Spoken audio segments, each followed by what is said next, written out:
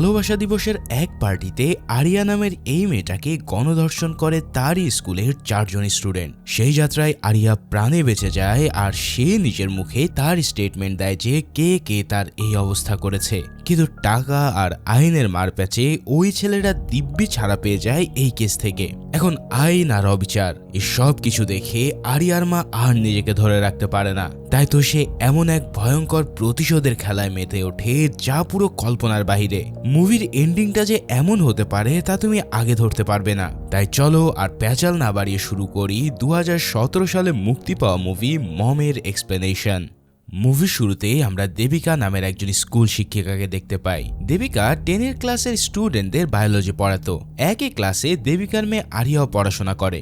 Area আবার ক্লাসে কাবির নামের একটা ছেলেকে বেশ পছন্দ করত, তবে কখনোই তাকে মনের কথা সে বলে উঠতে পারেনি। একদিন দেবিকা বায়োলজি পড়ানোর সময় আরিয়াকে তার ক্লাসমেট মোহিত একটা বাজে ভিডিও পাঠায়। আরিয়া ব্যাপারটা ইগনোর করে যেতে চাইলেও তার বান্ধবী স্বপ্না মেসেজটা দেবিকাকে দেখিয়ে বলে মোহিত প্রায় সময় আরিয়াকে এভাবে উত্ত্যক্ত করে। এই কথাটা শুনে দেবিকা রেগে মোহিতের ফোন জানলা দিয়ে ফেলে দেয় এবং এর পরের দিন তার প্যারেন্টস নিয়ে স্কুলে আসতে বলে। এর ফলে মোহিত, আরিয়া আর দেবিকা দুজনের উপরে প্রচন্ড রেগে যায়। রাতে বাসায় ফিরে দেবিকা তার হাজবেন্ড আনন্দের সাথে ডিনার করতে বসে। তখনই তাদের ছোট মেয়ে পিউ সেখানে আসলে দেবিকা তার সাথে দুষ্টুমি করতে থাকে। এর মাঝে আরিয়াও ডাইনিং টেবিলে আসে খাবার খেতে। এখানে আরিয়ার কথাবার্তার আচরণ দেখে বোঝা যায় যে আরিয়া দেবিকাকে খুব একটা পছন্দ করে না, আর করবে বা কি করে। আসলে দেবিকা হচ্ছে আরিয়ার সৎ মা এবং পিউ হচ্ছে তার সৎ বোন। আরিয়া পিউকে আপন করে নিলেও দেবিকাকে এখনো আপন করে নিতে পারেনি। তাই সে দেবিকাকে ঘরে মা না ডেকে সবসময় ম্যাডাম বলে ডাকে। তো তারা ডিনারের টেবিলে বসে খুব হাসি খুশি ফ্যামিলির মতোই নেক্সট উইন্টার ভ্যাকেশনে কোথায় যাবে সেটা প্ল্যান করতে থাকে। আরিয়া তার বাবাকে একটা জায়গার ছবি দেখিয়ে বলে আমরা এইখানে যেতে পারি। দেবিকারও জায়গাটা বেশ পছন্দ হয়, তাই সে আনন্দকে এখানেই ভ্যাকেশনের প্ল্যান করতে বলে। জবাবে আনন্দ জানায় আমার অফিসে কিছু কাজ আছে, ভ্যাকেশন যেহেতু সামনের মাসে তাই আমি অফিস থেকে 10 দিনের একটা ট্রিপ দিয়ে এসে সব কিছুর বন্ধ ব্যবস্থা করব। এবার আরিয়া যদিও তাকে আশ্বাস দিয়ে বলে যে হোটেল বুকিং থেকে শুরু করে বাদবাকি প্রয়োজনীয় ব্যাপারগুলো সে সামলে নেবে। তখন আনন্দ তার মেয়ের স্মার্টনেস দেখে বেশ খুশি হয়ে যায়। এরপর হঠাৎ আরিয়া বলে ওঠে বাবা তোমাকে আজ খুব হ্যান্ডসাম লাগছে। তখন আনন্দ মুচকি হেসে বলে বলো এখন আবার কি চাই তোমার। তখন দেবিকা বলে তোমার কি প্রশংসা হজম হয় না। উত্তরে আনন্দ জানায় আমি যখনই আরিয়ার কাছে হ্যান্ডসাম লাগি তখনই আমার মায়ের কোনো না কোনো আবদার পূরণ করতে হয়। তো বলো এবার কি আবদার তোমার। এবার আরিয়া বলে রবিবার আমাদের ফ্রেন্ডদের সাথে একটা পার্টি আছে আর আমি সেটাতে অ্যাটেন্ড করতে চাই। এই কথাটা শুনেই দেবিকা বলে ওঠে রবিবার তো ভ্যালেন্টাইন্স ডে। তবে আরিয়া বলে ওঠে তাতে কি হয়েছে। দেবিকা তখন আরিয়ার সাথে কে কে যাবে এবং কোথায় পার্টি এই সব কিছু তাকে জিজ্ঞেস করতে থাকে। কিন্তু আরিয়া প্রচন্ড বিরক্ত হয়ে দেবিকার কথা ইগনোর করে তার বাবাকে আবারও জিজ্ঞেস করে যে সে যাবে কিনা। তখন তার বাবা বলে আগে তোমার মায়ের প্রশ্নের উত্তরগুলো দাও। আর এই কথাটা শুনে সে রেগে বলে আমি কেন ম্যাডামের প্রশ্নের উত্তর দেব, আমার প্রতি কি তোমার বিশ্বাস নেই। তখন তার বাবা তাকে ঠিক করে কথা বলতে বলায় আরিয়ান রেগে খাবার ছেড়ে চলে আসে। এদিকে আরিয়ার এমন ব্যবহার দেবিকাকে বেশ কষ্ট দেয়। তবে মায়ের মন বলে কথা, সে একটু পরেই আরিয়ার জন্য খাবার নিয়ে গিয়ে বলে তোমার বাবা পার্টিতে যাওয়ার পারমিশন দিয়েছে, এবার এই খাবারগুলো একটু খেয়ে নাও। আসলে আরিয়া দেবিকাকে পছন্দ না করলেও দেবিকা কিন্তু নিজের মেয়ের মতোই তাকে ভালোবাসতো, তাই তো সে তার সকল জেদ মুখ বুঝে সহ্য করে নিত। পরের দিন আনন্দ অফিসের কাজে 10 দিনের ট্রিপে নিউ ইয়র্কে চলে যায়। যাওয়ার আগে সে আরিয়ার সাথে দেখা করলে সে তাকে গত রাতের ব্যবহারের জন্য সরি বলে। তার বাবা তাকে বুঝিয়ে দেবিকাকে সবার খেয়াল রাখতে বলে বেরিয়ে পড়ে। এবার ঘরে ফিরে দেবিকা তার রোজগারের কাজগুলো সেরে নিচ্ছিল। তখনই তার সাথে নিরঞ্জনা ও রোহিণী নামে তাদের পুরাতন দুজন স্টুডেন্ট দেখা করতে আসে। নিরঞ্জনা আসলে একজন তৃতীয় লিঙ্গের মানুষ ছিল, তবুও দেবিকা কোনো ভেদাভেদ না করে তাদেরকে পড়াশোনা শিখিয়েছে। তাই আজ নিরঞ্জনা প্রতিষ্ঠিত হয়ে দেবিকার জন্য মিষ্টি নিয়ে এসেছে। এবার নিরঞ্জনা চলে যাওয়ার পর সে এক্সাইটেড হয়ে আরিয়াকে মিষ্টি দিতে আসে। তবে অ্যাজ ইউজুয়াল আরিয়া তাকে ইগনোর করে। দেবিকা মনে মনে কষ্ট পেলেও কিছুই বলে না। এভাবেই দেখতে দেখতে ভ্যালেন্টাইন্স ডে চলে আসে। আরিয়া পার্টিতে যাওয়ার জন্য একটা রেড ড্রেস পরে খুব সুন্দরভাবে রেডি হয়ে নেয়। সে মনে মনে আজ কবিরকে প্রপোজ করার পরিকল্পনা করে। আরিয়াকে তার বন্ধুরা নিতে আসলে দেবিকা তাদেরকে আরিয়ার খেয়াল রাখতে বলে। এর মাঝে আরিয়া নিচে নেমে আসলে দেবিকা তার অনেক প্রশংসা করে। সে তাকে ধন্যবাদ জানিয়ে তাদের বন্ধুদের সাথে এবার পার্টিতে চলে যায়। পার্টিতে গিয়ে সে ড্রিঙ্কস করে আর প্রচুর এনজয় করতে থাকে। এই একই পার্টিতে মোহিত উপস্থিত ছিল। এবার সে আরিয়ার সাথে ড্যান্স করতে চাইলে আরিয়া তাকে ইগনোর করে, যার ফলে মোহিত রেগে অনেক ড্রিঙ্কস করতে থাকে। এদিকে মোহিতের কাজিন চার্লস তাকে জিজ্ঞেস করে যে সে এত ড্রিঙ্কস করছে কেন। জবাবে সে উত্তর দেয় আরিয়াকে সে অনেক পছন্দ করে, তবে আরিয়া তার প্রতি মোটেও ইন্টারেস্টেড না। চার্লস বলে এই মেয়েকে তোর লাগবে, আমি এনে দিচ্ছি। সে এবার একটা ড্রিঙ্কসের গ্লাসে ঘুমের ওষুধ মিশিয়ে সেটা আরিয়াকে অফার করে, তবে আরিয়া তাকে সরাসরি রিজেক্ট করে দেয়। এর মাঝে স্বপ্না এসে চার্লসের হাত থেকে ড্রিঙ্কসটা নিয়ে খেয়ে ফেলে এবং চার্লসকে এভাবে ড্রিঙ্কস অফার করার জন্য ওয়েটার বলে অপমান করে। এদিকে চার্লস আরিয়ার উপরে রেগে মোহিতের কাছে ফিরে যায়। মোহিত তো এবার চার্লসকে নিয়ে মজা করতে শুরু করে। ওদিকে স্বপ্না আরিয়াকে বারবার কবিরকে প্রপোজ করতে বলে, তবে সে এবার সাহস করে উঠতে পারছিল না। তাই স্বপ্না তাকে একটা ফুল দিয়ে কবিরের কাছে পাঠালে আরিয়া গিয়ে কবিরের সাথে অন্য একটা মেয়েকে ঘনিষ্ঠ অবস্থায় দেখতে পায়। এই দৃশ্য দেখে আরিয়া প্রচন্ড ভেঙে পড়ে, যার ফলে সে দ্রুতই স্বপ্নাকে নিয়ে তখনই বাড়ি ফিরতে চায়। কিন্তু স্বপ্না তো ওই ড্রিঙ্কস খাওয়ার কারণে ইতিমধ্যে অসুস্থ হয়ে পড়েছে। এদিকে তাদের বন্ধু ঋষিও গাড়ি নিয়ে তার বাবাকে এয়ারপোর্টে পিক করতে গিয়েছিল, যার ফলে বাধ্য হয়ে সে এবার ক্যাব বুক করার জন্য বাইরে যায়। ঠিক এই মুহূর্তে দেবিকা তাকে কল করে জিজ্ঞেস করে যে সে কখন আসবে। জবে আরিয়া জানায় তার 40 থেকে 45 মিনিট লাগতে পারে। এবার কল কেটে দিয়ে সে যখন ক্যাব বুক করছিল তখনই ঘটে এক বিপত্তি। মোহিত এবং তার বন্ধুরা এসে আরিয়াকে জোর করে তাদের গাড়িতে উঠিয়ে নেয়। এখানে মোহিতের সাথে ক্লাবের সিকিউরিটি গার্ড বাবু, চার্লস ও জাগান নামে তাদের আরো একজন বন্ধু ছিল। এই চার মানুষ আরিয়াকে কিডন্যাপ করতে পেরে অনেক খুশি হয়ে যায়। মোহিত তো চিৎকার করে বারবার বলছিল যে ডাক, এবার তোর মাকে ডাক, দেখি তোর মা আজ কি করতে পারে। আরিয়া চিৎকার করার অনেক চেষ্টা করে, তবে ওই অমানুষগুলো তার মুখ চেপে ধরে। এরপর সারা রাত তাকে চলন্ত গাড়িতে তারা একের পর এক ধর্ষণ করতে থাকে। ফাইনালি তারা গলা টিপে হত্যা করার চেষ্টা করলে আরিয়া মৃতপ্রায় হয়ে যায়। তখন মোহিতরা সজ্ঞানে ফিরে দ্রুত তাকে রাস্তার পাশের একটা ড্রেনে ফেলে সেখান থেকে চলে যায়। অন্যদিকে দেবিকা বারবার আরিয়াকে কল করতে থাকে, কিন্তু তার ফোন সুইচ অফ দেখালে সে এবার বেশ টেনশনে পড়ে যায়। তাই এবার সে দ্রুত চলে যায় ওই ক্লাবে যেখানে তাদের আজ পার্টি হওয়ার কথা ছিল। কিন্তু এই ক্লাবে এসেও আরিয়াকে সে কোথাও খুঁজে পায় না, যার ফলে দেবিকা কি করবে বুঝতে না পেরে দ্রুত চলে যায় পুলিশ স্টেশনে। এবার সে পুলিশের কাছে মিসিং রিপোর্ট লেখাতে চাইলে পুলিশ বলে আজ তো ভ্যালেন্টাইন্স ডে, আরিয়া হয়তো তার কোনো বয়ফ্রেন্ডের সাথে কোথাও রাত কাটাচ্ছে, এত টেনশন করার কিছু নেই, সকাল হলেই তোমার মেয়ে চলে আসবে। তবে দেবিকা জোর দিয়ে বলে যে আমার মেয়েকে আমি ভালো করে চিনি, ওর আজ পর্যন্ত কোনো বয়ফ্রেন্ড নেই। ও আমাকে রাত 12টায় কল করে বলেছিল 45 মিনিটের মধ্যে সে বাসায় ফিরবে, এখন বাজে রাত 3টে। সব কথাবার্তা শুনে পুলিশ এবার দেবিকার কথা আমলে নিয়ে আরিয়ার ফোন ট্রেস করার সিদ্ধান্ত নেয়। এরপর তারা দেবিকাকে বাসায় ফিরে আরিয়ার সাথে যোগাযোগ করার চেষ্টা করতে বলে, তবে সেখানে ডিকে নামের এক প্রাইভেট ডিটেকটিভ পাশ থেকে সব কিছু পরিলক্ষণ করছিল। দেবিকা বের হতেই সে তার কাছে গিয়ে নিজের কার্ড দিয়ে বলে আমি একজন প্রাইভেট ডিটেকটিভ, কখনো কোনো সাহায্য লাগলে আমার সাথে যোগাযোগ করবেন। তখন দেবিকা তাড়াহুড়ো করে কার্ডটা নিয়ে বাসায় চলে যায়। সারা রাত কেটে যায়, কিন্তু আরিয়ার কোনো খোঁজ পাওয়া যায় না।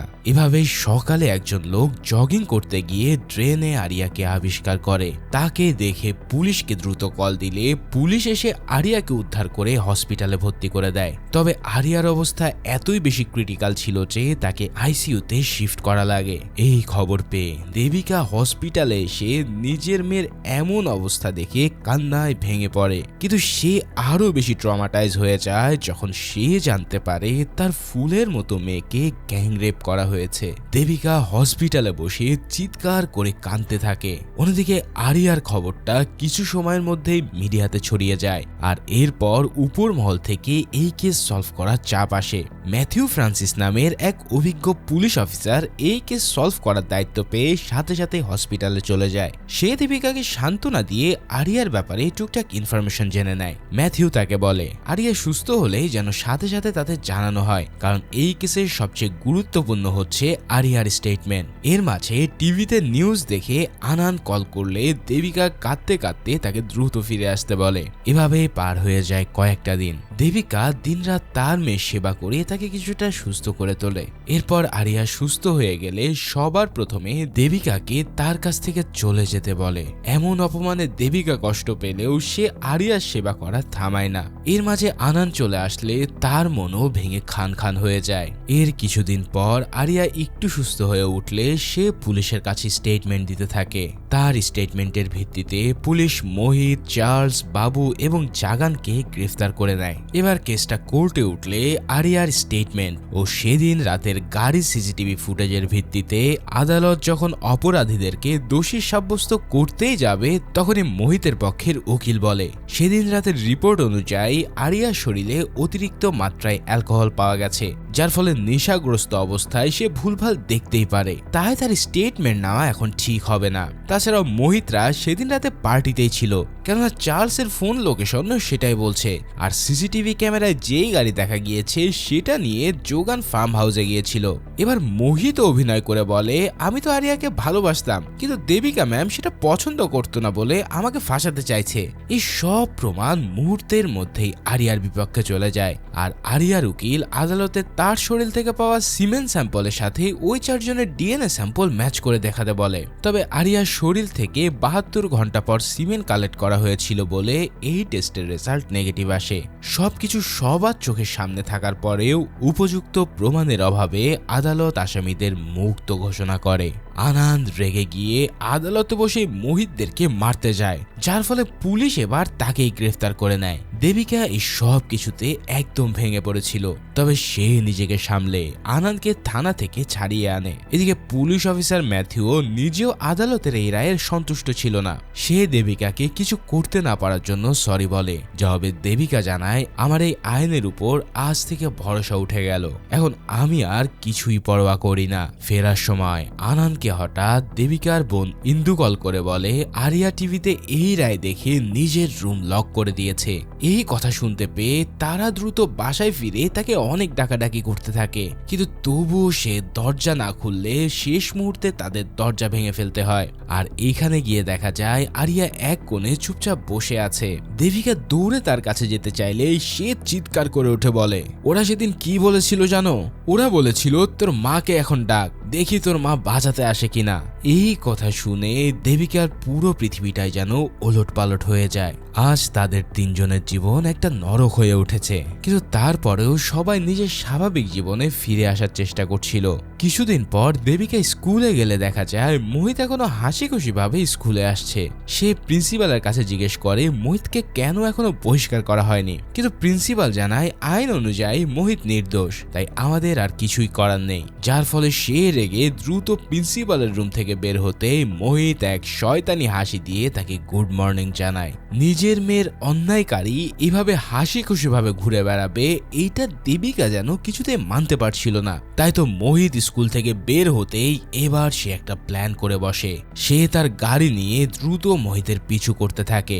দেবিকা আসলে গাড়ি দিয়ে মোহিতকে চাপা দিতে চাইছিল, তবে এক মুহূর্তের জন্য অন্য একটা ট্রাক এসে উল্টো সেই প্রায় অ্যাক্সিডেন্ট হতে যায়। যাই হোক, প্রথম প্ল্যান ফেল হওয়ার পর দেবিকা বাসায় এসে আনন্দকে বলে সে ওই স্কুলের চাকরিটা ছেড়ে দেবে।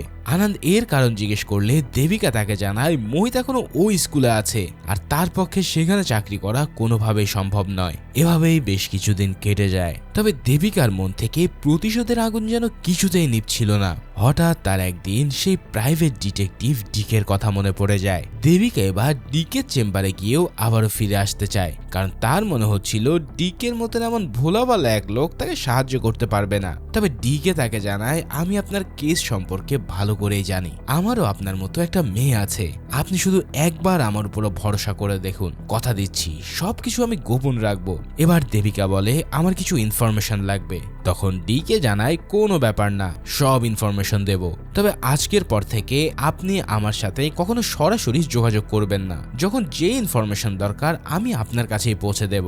এভাবেই প্রথমে ডিকে রোহিতদের সাথে থাকা সিকিউরিটি গার্ড বাবুকে ফলো করা শুরু করে। এরপর দেবিকাকে একটা মেট্রো স্টেশনে দেখা করতে ডাকে। তারা ট্রেন আসার অপেক্ষা করছিল এমন অভিনয় করে ডিকে দেবিকাকে বলে বাবু প্রতি সোমবারে অনেক রাত পর্যন্ত ক্লাবে থাকে, তাছাড়াও তার মেয়ের প্রতি নেশা অনেক, আপনাকে কি করতে হবে সেটা হোয়াটসঅ্যাপে আমি জানিয়ে দিচ্ছি। এরপর ডিকের কাছ থেকে ইনফরমেশন নিয়ে দেবিকা সোজা তার স্টুডেন্ট নিরঞ্জনার সাথে দেখা করতে চায় এবং সে গিয়ে তার কাছে একটা হেল্প চায়। দেখতে দেখতেই সেই সোমবার চলে আসে। বাবু মধ্যরাত পর্যন্ত ক্লাবে বসে ড্রিঙ্কস করছিল। হঠাৎ এবার তার সামনে লাল ড্রেস পরা একটা সুন্দরী মেয়েকে দেখে বাবু নিজের লোভ আর সামাল দিতে পারে না।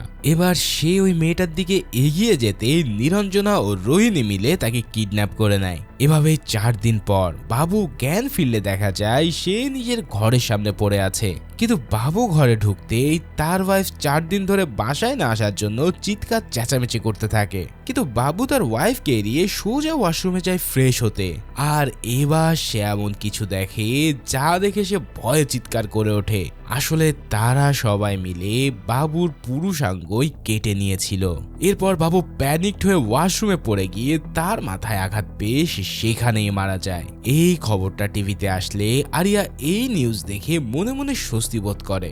অনেকদিন পর আজ সে জানলার পর্দা সরিয়ে বাইরের জগৎটা দেখে। এদিকে পুলিশ অফিসার ম্যাথিউ সন্দেহ হয় যে এটা হয়তো কোনো প্ল্যান্ড মার্ডার এবং এটা করেছে আরিয়ার বাবা আনান। তাই সে আনন্দের সাথে তার অফিসে চলে যায় কথা বলতে। কিন্তু এখানে আনান জানায় যে আমি যদি এমন কিছু করতে পারতাম তাহলে অনেক খুশি হতাম, তবে আমি এমনটা কিছুই করিনি। তারপর ম্যাথিউ আনন্দের পিছনে লোক লাগিয়ে সেখান থেকে চলে আসে। অন্যদিকে দেবিকা ও ডিকে এবার একটা মিউজিয়ামে দেখা করে। ডিকে আর্ট দেখার বাহানা করে গোপনে দেবিকাকে একটা পেন ড্রাইভ দেয়। ওই পেন ড্রাইভে তাদের পরবর্তী টার্গেটে সকল ইনফরমেশন উল্লেখ করা ছিল। এরপর দেবিকা বাসায় গিয়ে পেন ড্রাইভ ওপেন করলে জানা যায় যে তাদের পরবর্তী টার্গেট হচ্ছে চার্লস ও মোহিত। চার্লসের বাবা মা কেউ বেঁচে নেই, তবে তার বাবা মা তার জন্য অনেক সম্পত্তি রেখে গেছে। চার্লস সেসব দিয়ে বেশ আরামায়েশে জীবনযাপন করছে। এছাড়াও সে অনেক ফিটনেস সচেতন, তাই সে প্রতিদিন কয়েকবার প্রোটিন সাপ্লিমেন্ট নিতে থাকে। প্রতি রবিবার তার বাসার দারোয়ানও ছুটিতে যায়। ঠিক ওই সময় চার্লস একাই বাসায় থাকে। মাঝে মাঝে মোহিত তার সাথে আসে দেখা করতে। এদিকে মোহিতের বাবা মা দুজনই পাইলট এবং সব সময় থাকে তারা দেশের বাইরে, তাই মোহিতও বেশিরভাগ সময় চার্লসের সাথে সময় কাটায়। এই সব দেবিকা যখন দেখছিল তখন সে বসে বসে একটা আপেল খাচ্ছিল।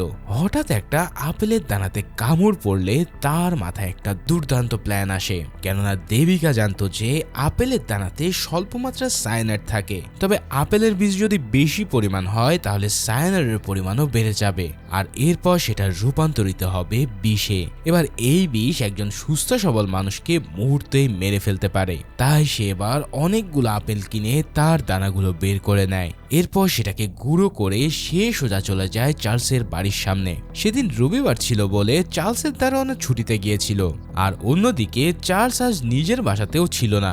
এরপর দেবিকা একজন চাবিওয়ালাকে ডেকে চার্লসের বাসায় চলে যায়। সে জানায় যে তার নিজের চাবি হারিয়ে গেছে, আর এমন নাটক করে সে চার্লসের দরজার একটা চাবি তৈরি করে নেয়। এরপর পরবর্তীতে সেই চাবিওয়ালাকে বিদায় দিয়ে সে বাসার ভিতরে ঢোকে। এরপর হাতে হ্যান্ড গ্লাভস পরে প্রথমে বাইরের সিসিটিভি ফুটেজগুলো সে ডিলিট করে। এরপর সে কিছু একটা তন্ন তন্ন করে খুঁজতে থাকে। এভাবেই অনেকক্ষণ খোঁজাখুঁজির পর সে ওই কাঙ্ক্ষিত জিনিসটা পেয়ে যায়, আর এই জিনিসটা হচ্ছে চার্লসের প্রোটিন পাউডার। সে ওই প্রোটিন পাউডারের মধ্যে আপেলের দানার পাউডার একেবারে মিশিয়ে দেয়। পরের দিন সকালে চার্লস জিম করার পর রোজকার মতন তার প্রোটিন সাপ্লিমেন্ট নিতে থাকে, কিন্তু সে তো আর জানে না যে আজ তার প্রোটিন সাপ্লিমেন্ট বিষে পরিণত হয়েছে, যার কারণে কিছুক্ষণ খাবারের পরে চার্লস হঠাৎ অসুস্থ হয়ে পড়ে। তার হাত পা সব বাকিয়ে সে পুরোই প্যারালাইজড হয়ে যায়। সে অনেক চেষ্টা করেও কাউকে ডাকতে পারছিল না। এমন সময় দারোয়ান এসে চার্লসের এই অবস্থা দেখে তাকে দ্রুত হসপিটালে ভর্তি করে। এদিকে মোহিত কিন্তু তার নিজের বাসায় বসে ড্রাগস নিচ্ছিল। হঠাৎ দারোয়ান তাকে কল করে সবটা জানালে মোহিত দ্রুত হসপিটালে যায়, কিন্তু সে বাসা থেকে বের হতেই দেবিকা সেই দানা ছাড়ানো আপেলগুলোকে নিয়ে মোহিতের অ্যাপার্টমেন্টে প্রবেশ করে। এরপর অ্যাপার্টমেন্টের দারোয়ান তাকে কার কাছে যাব জিজ্ঞেস করলে দেবিকা অ্যাপয়েন্টমেন্ট বোর্ডে লেখা অ্যাপার্টমেন্ট মেম্বারদের নাম দেখে অজানা একজনের নাম বলে মোহিতের অ্যাপার্টমেন্টে চলে যায়। এরপর সেখানে সে হ্যান্ড গ্লাভস পরে আপেলগুলো দিয়ে কিছু একটা করে। এদিকে হসপিটালে ইতিমধ্যে ম্যাথিউস চলে আসে চার্লসের কেসের ইনভেস্টিগেশন করতে। ম্যাথিউ ডাক্তারের থেকে জানতে পারে যে তার বডিতে সায়ানাইড পাওয়া গেছে, যেটা মিশে ছিল তার প্রোটিন পাউডারের সাথে। সম্ভবত এটা আপেলের সিড হবে, আর এটা ইচ্ছে করে কেউ তাকে খাইয়েছে। এখন চার্লস যে এখনো বেঁচে আছে এটাই তার সৌভাগ্য। এদিকে ডিটেকটিভ ডিকেও ছদ্মবেশে সবার উপরে নজর রাখছিল এবং দেবিকাকে প্রতিনিয়ত সে সব আপডেট জানাচ্ছিল। এরপর দেখা যায় দেবিকা মোহিতের বাসার কাজ সেরে লাইটারে আগুন জ্বালিয়ে ফায়ার অ্যালার্মের কাছে ধরে, যার ফলে মোহিতের ঘরে মুহূর্তে ফায়ার অ্যালার্ম বেজে ওঠে। আর অ্যাপার্টমেন্টের দারোয়ান মোহিতকে কল করে জানায় যে তার বাসায় আগুন লেগেছে। এই নিউজ শোনার পর মোহিত দ্রুত ম্যাথিউদের নিয়ে তার অ্যাপার্টমেন্টে যায়। দেবিকা ততক্ষণে কিন্তু সেখান থেকে বেরিয়ে গিয়েছিল। এবার ঘরে ঢুকতে মোহিত আগুন না দেখে ম্যাথিউদের সেখান থেকে চলে যেতে বলে। আসলে মোহিত কিছুতেই চাইছিল না যে ম্যাথিউরা তার ঘরে প্রবেশ করুক, কেননা তার ঘরে রয়েছে বিপুল পরিমাণে ড্রাগস। তবে ম্যাথিউ তার উপরে সন্দেহ হলে তার ঘরে ঢুকে সবকিছু তল্লাশি নিতে থাকে।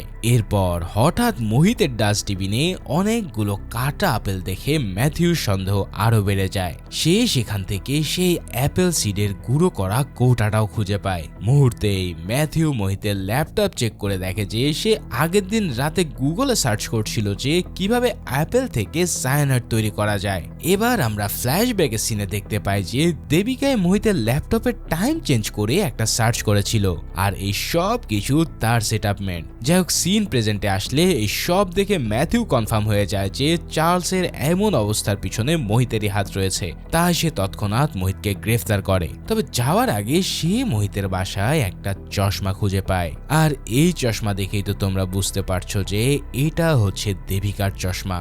এখন ম্যাথিউ কিন্তু চশমাটা দেখে চিনতে পারে, তাই এবার সে এটাকে সাথে করে নিয়ে যায়। এদিকে আরিয়া বাসায় থেকে আরো বেশি ডিপ্রেস হয়ে পড়ছিল। এছাড়াও সেদিনের রাতের কথা মনে পড়লেই ওই জানোয়ারগুলোর স্পর্শ মুছে ফেলার জন্য সে ঘন্টার পর ঘন্টা ওয়াশরুমে ঝর্ণার নিচে বসে থাকে। দেবিকাও তার মেয়ের এমন অবস্থা দেখে ট্রমাটাইজ হয়ে যায়। পরের দিন সে চার্লসকে দেখতে হসপিটালে পৌঁছায়। দেবিকা চার্লসকে ঠান্ডা গলায় বলে, আমার মেয়ে এখনো ওই রাতের কথা ভুলতে পারেনি, আর আজকের পর তুইও পারবি না। তোরা তো সেদিন ওকে বলেছিলি ডাক তোর মাকে, দেখ এখন তার মা এসে গেছে। এই সব কথা শুনে চার্লস এবার প্যানিক করতে শুরু করে। এমন দৃশ্য দেখে দ্রুত নার্স তার কাছে আসে। দেবিকাও বলে ও আমার খুব ভালো স্টুডেন্ট, তাই হয়তো আমাকে দেখে উত্তেজিত হয়ে গেছে। এবার দেবিকা চার্লসের বেডের পাশে কয়েক টুকরো কাটা আপেল রেখে সেখান থেকে চলে যায়। এদিকে আরিয়া বাসায় বসে চার্লসের কেসে মোহিতের আটক হওয়ার নিউজ দেখে মনে মনে অনেক স্বস্তি অনুভব করে। তার মনে হয় এই সব কিছু হয়তো তার বাবাই করছে। তাই সে জানলার পাশে গিয়ে তার বাবাকে একটা মেসেজ করে লেখে, বাবা আজ তোমাকে খুব হ্যান্ডসাম লাগছে। এবার মেয়েকে কিছুটা স্বাভাবিক হতে দেখে আনন্দ খুশি হয়ে যায় আর জিজ্ঞেস করে, তোর কি লাগবে মা? আরিয়া জবাবে তার সেই ফেভারিট জায়গাটার ছবি পাঠিয়ে দেয়। তখন আনন্দ বুঝতে পারে তার মেয়ে সেখানে বেড়াতে যেতে চায়, তাই সে ইতিমধ্যে সেই জায়গায় যাওয়ার জন্য বুকিং দিয়ে দেয়। পরের দিন দেবিকা পিউকে স্কুলে ছাড়াতে গেলে তার কাছে ম্যাথিউ আসে। ম্যাথিউ বলে, আরিয়ার কেসের কিছু ফর্মালিটিজে আসলে আপনার সাইন লাগবে। ঠিক এই মুহূর্তে দেবিকা ব্যাগে চশমা খুঁজতে থাকলে ম্যাথিউ হঠাৎ তার চশমাটা সামনে রাখে। এক মুহূর্তের জন্য দেবিকা সেটা দেখে ঘাবড়ে গেলেও এবার সে নিজের ব্যাগ থেকে সেম চশমাটা বের করে নেয়। তার মানে ইতিমধ্যে দেবিকা সব টের পেয়ে নতুন করে একটা চশমা নিয়ে এসেছিল। আর এটা দেখে ম্যাথিউ কিন্তু বেশ ঘাবড়ে যায়। তবে সাইন করার সময় দেবিকার হাত কাঁপছিল, যেটা ম্যাথিউ ভালো করে লক্ষ্য করে। এবার যাবার সময় ম্যাথিউ ঠান্ডা গলায় দেবিকাকে বলে, আরিয়ার কেসের চতুর্থ জনের নাম হচ্ছে যোগান। ও কিন্তু অনেক ডেঞ্জারাস ক্রিমিনাল। আমার দুটো মেয়ে থাকলে আমি কখনো ওর পিছু লাগতাম না। ঠিক এভাবে ঠান্ডা মাথায় সতর্ক করলে দেবিকা বলে, আপনি কেন আমাকে এইসব কথা বলছেন? যবে ম্যাথিউ জানায়, কারণ সে তো আপনার পরবর্তী টার্গেট। সব শুনে দেবিকা তার কথা ইগনোর করে সেখান থেকে চলে যায়। এবার বাসায় ফিরে দেবিকা আনন্দকে সবকিছু শেয়ার করতে চায়। তবে চার্লসের এই অবস্থা দেখে এবং আরিয়া কিছুটা সুস্থ হওয়ার কারণে আনন্দ এতটাই খুশি ছিল যে সে দেবিকার কোনো কথাই শোনে না। পরের দিন দেবিকা ডিটেকটিভ ডিকের সাথে দেখা করতে একটা টুরিস্ট স্পটে যায়। এখানে ডিকে জানায় যোগান নাকি তার বাবার মৃত্যুর কারণে গ্রামে গিয়েছে আর এখনো পর্যন্ত সে ফিরে আসেনি, তাই সে ফিরলে ডিকে তাকে সবকিছু জানাবে। তবে দেবিকা যেন এই কয়েকদিন ফ্যামিলির সাথে ঘুরে আসে। এবার দেবিকা যাওয়ার আগে মুচকি হেসে ডিকেকে থ্যাঙ্কস বলে, কেননা এই ডিকের কারণেই আজ তার এই প্রতিশোধগুলো নেওয়া সফল হচ্ছে। ডিকেও তার চেহারায় হাসি ফিরতে দেখে অনেক খুশি হয়ে যায়। কিন্তু এত কিছুর মাঝে তারা কেউই লক্ষ্য করে না যে তাদের এই কথোপকথন নিচে থেকে ম্যাথিউ শুনে ফেলেছিল। এদিকে ডিকে চলে যাওয়ার সময় বাইকে উঠতে ম্যাথিউ এসে তার পিছনের সিটে বসে। তারপর সে তাকে থানায় চা খাওয়ার দাওয়াত নিয়ে থানায় নিয়ে আসে। থানায় এসে সে ডিকেকে অনেক টর্চার করলে এবার সে সত্যটা বলতে বলে, তবে ডিকে কোনো কিছুতেই মুখ খোলে না। এরই মাঝে ম্যাথিউ সিনিয়র চলে আসলে সেভাবে তুলে আনার জন্য ম্যাথিউকে বকাবকি করে এবং ফাইনালি তাকে ছেড়ে দেওয়া হয়। এরই মাঝে জাগান গ্রাম থেকে ফিরে আসে এবং প্রথমে মোহিতের সাথে সে চলে যায় দেখা করতে। মোহিতের অবস্থা ছিল বেশ খারাপ। থানার অন্যান্য গে কয়েদিরা তার উপরে এতটাই টর্চার করেছে যে সে ঠিকঠাক মতো চলাফেরাও করতে পারছিল না। তাই যোগান তাকে জিজ্ঞেস করে যে সে চার্লসের সাথে এমনটা কেন করলো, কিন্তু মোহিত জানায়, ভাই আমি কিচ্ছু করিনি, কেউ একজন ইচ্ছে করে আমাদের ফাঁসিয়ে দিচ্ছে। এখন মোহিতের মনে হচ্ছে নিশ্চয়ই তার পরবর্তী টার্গেট হচ্ছে জাগান। তবে জাগান কোনো কথা না বলে থানা থেকে সোজা হসপিটালে চলে আসে চার্লসকে দেখতে।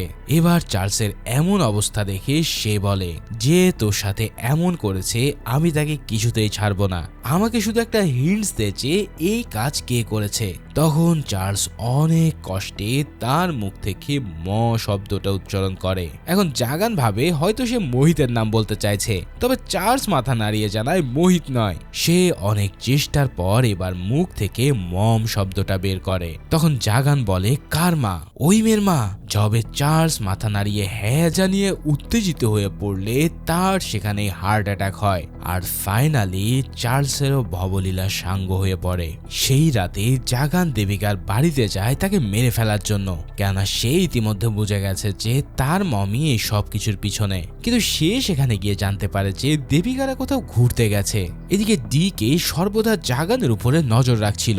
এই ব্যাপারটা জাগানও কিন্তু লক্ষ্য করে, তাই সে একদিন নিজেই ডিকের পিছু নেওয়া শুরু করে। ডিকে অফিসে এসে দেবিকাকে সবকিছু জানানোর জন্য তাকে কল করে বসে। তবে তখনই তার সামনে জাগান চলে আসে আর এরপর কি হয় তা তো বুঝতেই পারছো।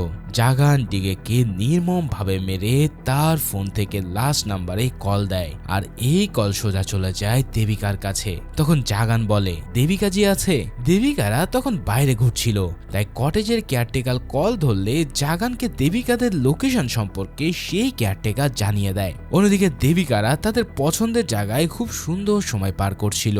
আরিয়াও ধীরে ধীরে কিছুটা স্বাভাবিক হয়ে ওঠে, যেটা দেখে আনন্দ দেবিকা দুজনে অনেক খুশি হয়। পরের দৃশ্যে ডিকের পরিবার তাকে খুঁজতে অফিসে আসলে তার লাশ পেয়ে পুলিশকে খবর দেয়। ম্যাথিউ এবার ডিকের খুনের কেস ইনভেস্টিগেশন করতে আসলে সে ডিকের চশমায় একটা ক্যামেরার খোঁজ পায়। সেই ক্যামেরার ফুটেজ চেক করে ম্যাথিউ এখন পর্যন্ত যা হয়েছে সব কিছু জানতে পারে। তাই এবার সে সাথে সাথে জাগানকে গ্রেফতার করার জন্য বেরিয়ে পড়ে। এদিকে দেবিকারা বাইরে থেকে ঘুরে কটেজে আসতেই হঠাৎ লাইট চলে যায়। আনন্দ বেসমেন্টে সুইচ চেক করতে গেলে সেখানে কটেজের কেয়ারটেকারকে তারা মৃত অবস্থায় দেখতে পায়। আনন্দ কিছু বুঝে ওঠার আগেই জাগান এসে তার উপর আক্রমণ করে বসে। এরপর তাদের মধ্যে ধস্তাধস্তি শুরু হলে এক পর্যায়ে জাগান আনন্দকে মেরে ফেলে। এরপর সে চলে আসে আরিয়ার রুমে। আরিয়া তখন আয়নায় জাগানকে দেখে ভয়ে চিৎকার করতে থাকে। এর মাঝে দেবিকা সেখানে চলে আসলে সে আরিয়াকে পালাতে বলে এবং নিজে জাগানকে আটকানোর চেষ্টা করে। জাগান দেবিকাকে শ্বাসরোধ করে মারার চেষ্টা করলে সে অজ্ঞান হয়ে যায়। এরপর জাগান আরিয়ার পিছু নেওয়া শুরু করে। আরিয়া দৌড়ে একটা গাছের পিছনে লুকিয়ে পড়লে জাগান তাকে দেখে নেয়। সে ধীরে ধীরে আরিয়ার দিকে এগিয়ে যাচ্ছিল। ততক্ষণে দেবিকারও ইতিমধ্যে জ্ঞান ফিরে আসে আর সে তাকে বাঁচানোর জন্য জাগানের সামনে এসে উপস্থিত হয়। এবার জাগান দেবিকাকে শুট করতেই যাবে, কিন্তু এরই মাঝে সেখানে উপস্থিত হয়ে যায় ম্যাথিউ আর তার হাতে শুট করে তার গানটা ফেলে দেওয়া হয়। এরপর জাগান আর ম্যাথিউর মাঝে ধস্তাধস্তি শুরু হলে এই সুযোগে দেবিকা জাগানের গান নিয়ে তার দিকে তাক করে, কিন্তু ম্যাথিউও জাগানের দিকে গান তাক করে দেবিকাকে তার গানটা ফেলে দিতে বলে। এছাড়াও সে জানায় যে আনন্দ এখনো বেঁচে আছে, তাই নিজের পরিবারের কথা ভেবে হলেও আইন নিজের হাতে যেন তুলে না নেওয়া হয়। তখন দেবিকা রাগে চিৎকার করে করে বলতে থাকে যে ও আমার মেয়ের গায়ে হাত কেন লাগিয়েছে, আমি আজকে ওকে মেরেই ফেলবো। কিন্তু এরপর এমন কিছু ঘটে যা দেখলে তোমার মনও খুশি হয়ে উঠবে, কেননা এবার ম্যাথিউ দেবিকার হাত থেকে জাগানের গানটা ফেলে দিতে বলে নিজের গানটা তার দিকে আগিয়ে দেয়। তার মানে তো বুঝতেই পারছো, ম্যাথিউ নিজেও চায় যে দেবিকা যেন তার প্রতিশোধ নেয়, কিন্তু সেটা হবে সরকারি গুলিতে, আর এতে করে দেবিকাকেও কখনো জেলে যেতে হবে না। এখন এমন কাণ্ড দেখে জাগান ভয় পেয়ে বলে, এটা ইল্লিগাল স্যার, আগে এই মহিলাকে আপনি গ্রেফতার করুন, উনি বাবু চার্লস এদেরকে মেরে মোহিতকে ফাঁসিয়েছে। তখন ম্যাথিউ জানায়, আমি সব জানি। আর এই মুহূর্তে আরিয়াও গাছের আড়াল থেকে সব শুনে ফেলে। এরপর ম্যাথিউ বারবার দেবিকাকে বলছিল জাগানকে শুট করতে, তবে দেবিকার হাত আজ কেঁপে ওঠে। কিন্তু হঠাৎ আরিয়া গাছের আড়াল থেকে বেরিয়ে জীবনের প্রথমবারের মতন দেবিকাকে মা বলে ডাকে, আর এই মা শব্দটা শুনে দেবিকার হাত স্থির হয়ে যায়। আর ফাইনালি সেই বন্দুক থেকে গুলি বের হয়ে জাগানের মাথা এফোর ওফোর করে দেয়। ফাইনালি সব প্রতিশোধ শেষ হলে আরিয়া এসে দেবিকাকে জড়িয়ে কাঁদতে থাকে। সে আজ দেবিকাকে নিজের মা হিসেবে মেনে নিয়েছে, আর দেবিকাও নিজের মেয়েকে বুকে পেয়ে অনেক স্বস্তি অনুভব করে। ঠিক এমনই এক সুন্দর মুহূর্ত দিয়ে এই অসাধারণ রিভেঞ্জ থ্রিলার মুভিটা এখানেই শেষ হয়। তো ভিডিওটা ভালো লাগলে অবশ্যই লাইক করো, আর যারা এখনো চ্যানেল সাবস্ক্রাইব করনি দ্রুত চ্যানেলটাকে সাবস্ক্রাইব করে দাও। দেখা হচ্ছে পরের কোনো ভিডিওতে, সেই পর্যন্ত আল্লাহ হাফেজ।